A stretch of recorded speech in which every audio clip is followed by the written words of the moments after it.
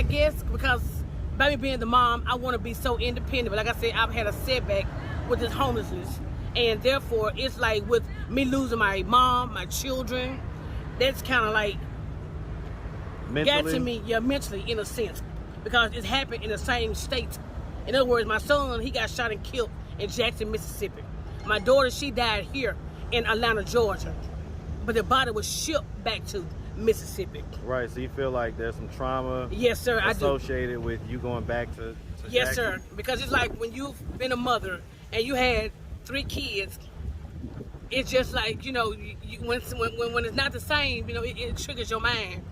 When you just see one child and your grandchildren, because you have kids or that had kids, but God fixed it where he left the grandchildren for you to have memory of your own kids. And it really hurts me. It really do. I miss my children a lot. Yes, sir.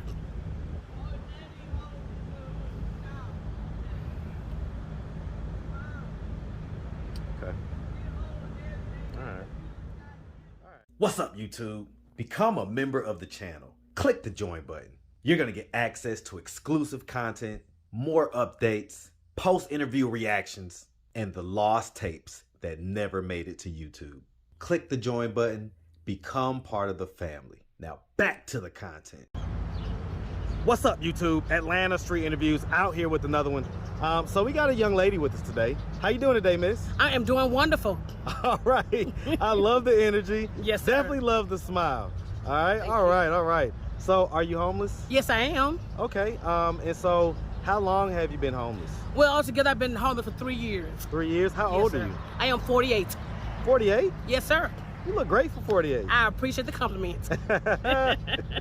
All right. And so you've been homeless for about 3 years. Are we talking about 3 years on and off, or are we talking about 3 straight years on the street? Well, it's been on and off. Okay. And so when was the last time you had like a little roof over your head? Well, it was like 2015, and then it came to like 2017. Okay, but I mean, we're in 2022 now. You say you've been homeless for 3 years, right? Yes, right. So that's since 2019. Basically, yes, it is. In other words, I've came here and I've left the city of Atlanta. Okay. So I mean, what was it that happened however many years ago that initially caused you to become homeless? Well, first of all, like I said, my son, he got shot and killed, and he was 21. Then just recently, which was May of 2013, let me back up a little bit more, I ended up losing my mom. I was staying with my mom. Like I said, she was sick. And that happened June 20 of 13. My son, he was 21. He got shot and killed May the 9th of 2014. I just lost my youngest child, which was 25, and she died May the 10th of 2020. How did she die? She died of a red blood cancer, which was called PNH, which is peroxide nocturnal hemoglobin, and therefore it ended up turning to anemia, plastic anemia, should I say, and it ended up to where she needed a bone marrow transplant. Okay. How many kids how many kids did you have? I had 3. I only got 1 child left over. Okay. And how old is that child? That child is 31. 31? Yes. Okay. And is that your oldest? That's my oldest child. Okay.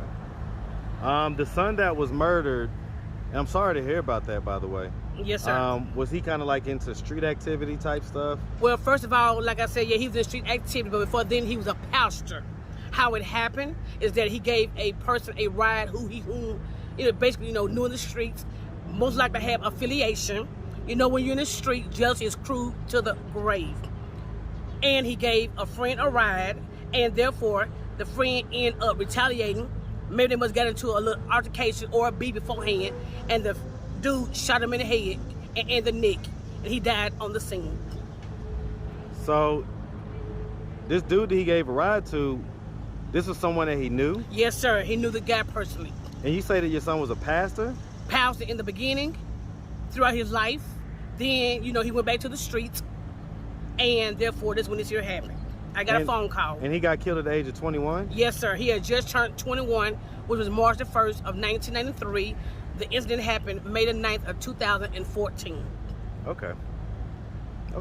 He was fresh 21. Okay. All right.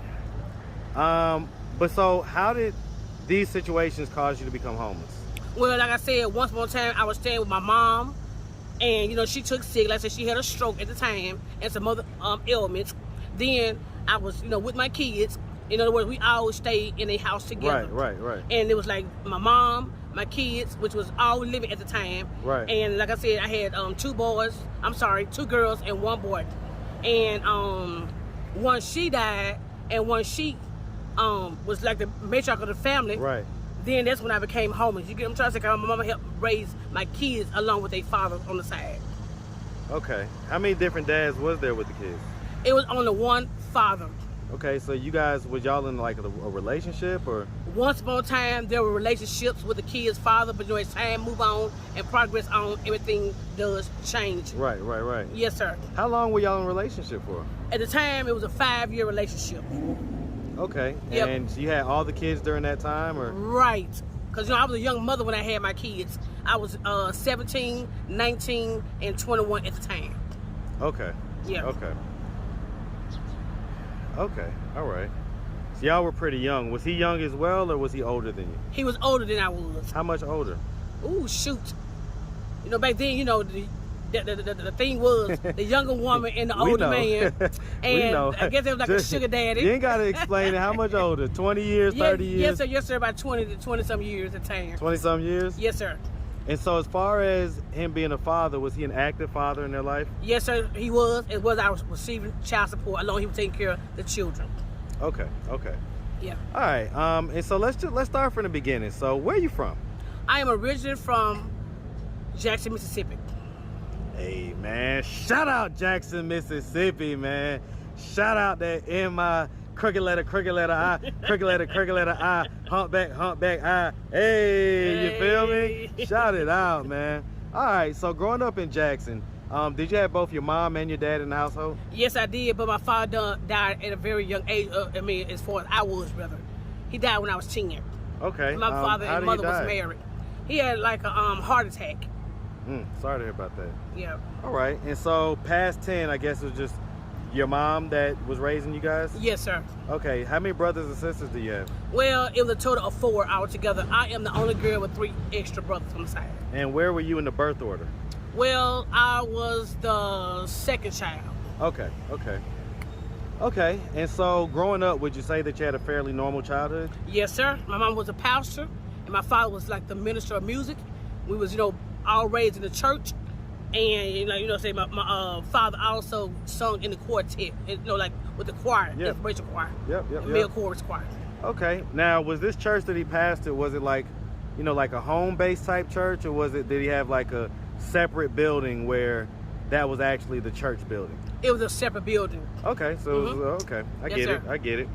And so I mean, he died of a heart attack at 10. How did you guys' life change after that? Well, mom, like I said, was a good mother. She was a single parent, and therefore she had to do all things by herself, or raising 4 children. Okay. And so did you like go to high school? Yes, sir. I went to junior high school. Yes, sir. All right. Any college or anything like that? Well, like I said, I went to college, and I didn't finish now. I went to Jackson State University and you went to JSU? Yes, sir. Hey, man. Shout out JSU. Shout out all the HBCUs. Shout out Neon Deion Sanders, man. All right, head coach at JSU, doing big things over there. Yes, definitely sir. Shout it out. All right. So you went to JSU? Yes, sir. Okay. And this was while you had kids? Yes, sir. Okay, so I guess your mom, that's when you say your mom was kind of helping to raise your kids and everything else. Yes, sir, she did. Okay, all right. So, I mean, how did we get to the point in life where we just kind of was content, kind of leaning on mom and not really getting our own? Well, like I said, you know, mom basically was the matron of the family, backbone. She helped out. You know, I did get hard-headed along the way. You know, as far as me, you know, at time having kids too fast. Right. And, you know, I just thought I was grown, basically. You know, I like I said, had a good foundation. It was just me where I went astray. And why do you think that is? Maybe, like I said, peer pressure from number one, and want to, you know, like experience life at an early age. As for like going out, you know, and partying, and becoming, like I say, you know, young teen mother at the time. Okay. Okay. Yes, sir. All right. And so, okay. And so your kids, you know, 2 out of 3 of them passed. Yes, sir. Yes, sir. The dad, is he still alive? Yes, sir. He is. Okay. Does he know that you're homeless? No, sir. I didn't disclose the information. Well, he's married, basically, now. He's married. Okay, so he's married. Yes, sir. Okay. So, I mean, what do you think, you know, if he would have happened to stumble across this video on YouTube, what do you think his thoughts and his reactions are going to be? He was like, oh, my God, that's the mother of my children. And that she was a good mother. She need help now. And that maybe I can come down here and see her. Or either can I get in contact with her. As far as maybe through, you know, phone calls, video chats. So you think if he knew, he would want to reach out and try to find a way to help? Yes, sir. Okay, okay. And so your oldest is a daughter? Yes, sir. Yes, she is. How is she doing in life right now? She's doing wonderful. Does she know that you're homeless? Yes, we keep in contact on a regular basis. I'm also a grandmother. Okay, congrats on that. Thank you. What does she think about your state of being homeless right now? Oh, she be like, Mama, come home. Mama, you deserve better. Mama, you should be doing better. I mean, the only thing now that is really like a handicap is that I'm waiting on my ID, my social, and my birth certificate. I keep in contact, like I said, my daughter 24/7. She have even ordered to buy me a ticket. And she was like, Mama, I don't want you out of here. You are loved. You are somebody. We care about you. Come home. We have, you know, grandchildren. We have a great relationship. So, I mean, why haven't you done that? Well, I guess because by me being the mom, I want to be so independent. But like I said, I've had a setback with this homelessness. And therefore, it's like with me losing my mom, my children, that's kind of like got to me, yeah, mentally in a sense. Because it's happened in the same state. In other words, my son, he got shot and killed in Jackson, Mississippi. My daughter, she died here in Atlanta, Georgia. But the body was shipped back to Mississippi. Right, so you feel like there's some trauma yes, sir, associated with you going back to yes, Jackson? sir, because it's like when you've been a mother and you had 3 kids, it's just like, you know, when it's not the same, you know, it triggers your mind. When you just see one child and your grandchildren, because you have kids or that had kids, but God fixed it where he left the grandchildren for you to have memory of your own kids. And it really hurts me. It really do. I miss my children a lot. Yes, sir.